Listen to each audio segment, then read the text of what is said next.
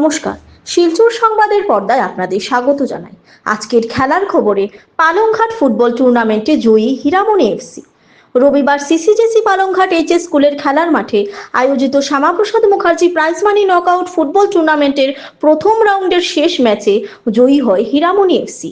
এদিনের ম্যাচে হীরামণি এফসি মুখোমুখি হয় রোহন এফসির। এই ম্যাচে 5-2 গোলে জয়ী হয় হীরামণি এফসি। ম্যাচে এচানের হ্যাটট্রিক ও শাহেদের জোড়া গোল জয়ের দিকে এগিয়ে নিয়ে যায় হীরামণি এফসিকে। হীরামণি এফসির পক্ষে গোলগুলি আসে ম্যাচের 12, 20, 24, 56 ও 58 মিনিটে। এদিকে বিপরীত দল ম্যাচের 14, 28 মিনিটে দুটি গোল করে টুর্নামেন্ট থেকে ছিটকে যায়। অসাধারণ খেলা প্রদর্শন ও হ্যাট্রিক গোল করে সেরা খেলোয়াড় নির্বাচিত হন এচান। খেলা শেষে তার হাতে man of the match trophy তুলে দেন এদিনের আমন্ত্রিত অতিথি জনতা কলেজের প্রাক্তন অধ্যাপক স্বপন শুক্লবৈদ্য।